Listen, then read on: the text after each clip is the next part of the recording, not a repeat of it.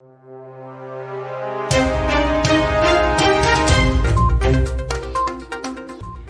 to VARINDIA News Hour. Is Web3 going to impact the digital world?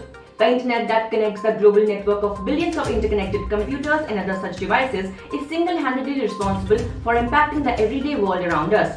We already live in a virtual world. The internet has blurred the line between reality and virtual space. The current iteration of the internet is still seeing many advancements with each passing day. Experts postulate that the next version of the internet will be more sophisticated and intelligent than the current one. Berners Lee labeled Web 3.0 as the semantic web. Now Web 3 is to take the World Wide Web as we know it and add blockchains, the technology behind cryptocurrencies like Bitcoin, to everything.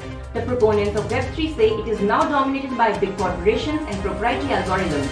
The primary idea behind Web 3, the term was coined in 2014 by Gavin Wood. It will be based on the same blockchain technology that powers things like cryptocurrencies and NFTs. Blockchains are essentially incorruptible digital ledgers that can be used to track the movement of digital assets. Just as cryptocurrency in theory bypasses central authorities, just banks, Web 3 would also bypass the central authorities as we know as big tech. It is all about a paradigm for the internet, and this is where Web 3 comes in. The last 2 decades have proven that building a scalable system that decentralizes content is a challenge. While the technology to build such systems exists, no content platform achieves decentralization at scale. Web 1.0, the modern-day internet, was a military computer network called the ARPA net. Its development was funded by ARPA, a branch of the US Defense Department in the latter half of the 1960s. Whereas Web 2.0, first named in 1999, saw the development of easy-to-use tools that help anyone create content online, not just experts, but at a cost of centralizing into the tech giants we have today, such as Facebook and Google. An outgrowth of Web 2.0 based on the idea that blockchain tech and digital tokens can foster easy-to-use, decentralized tools. There is a lack of data portability, the ability to bring your information with you across devices. And if you purchase an app through one platform, it might not work on other platforms. Big tech companies also thrive on the data you give them. After all, Google and Facebook make the vast majority of their revenue from advertisements based on user information. Web 3 is going to be the next evolution of the internet and it aims to incorporate these two technologies in addition to some other advanced technologies. The goal is to become intelligent, autonomous and open. Finally, people who actually use sites and apps would then ideally own them. Participate in an online community enough and you would get a piece of it in the form of a digital token. Consumers, rather than a large corporation, would govern the service. Let's look into today's headlines in VARINDIA.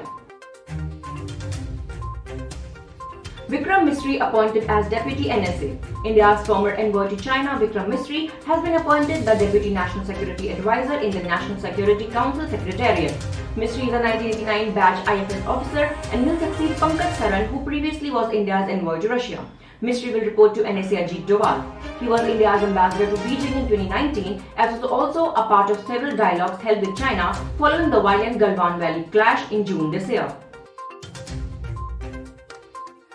Electronics manufacturing sector likely to reach 7 lakh crore rupees in financial year 2022. The Indian electronics manufacturing industry is expected to see 30% growth in the next fiscal year, worth nearly 7 lakh crore rupees.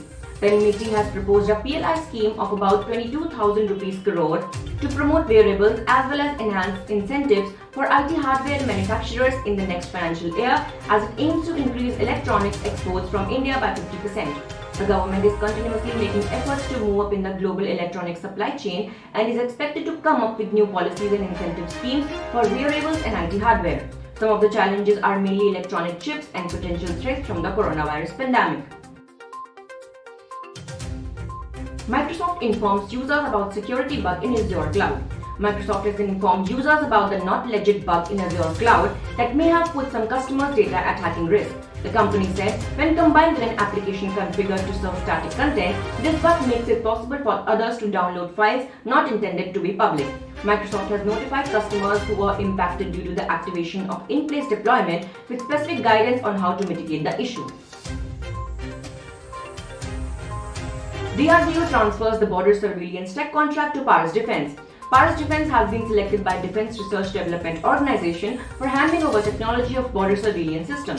The system will provide all-weather surveillance for day and night monitoring of the border areas. It will consist of radar, EO sensors, etc. fixed on pan-tilt platforms. With this, ParasDefence and Space Technologies shall be serving the requirement of the armed forces of the nation.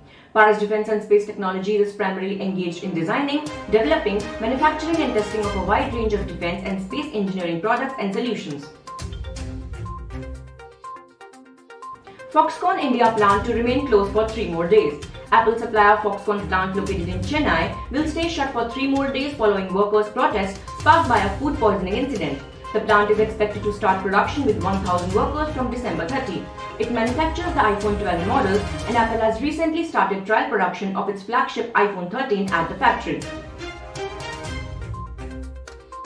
That's all for now. Please like, share, comment and subscribe to VARINDIA News Magazine. You can download the VARINDIA app from Google Play Store and Apple App Store for the latest news and updates. Stay tuned. Thank you.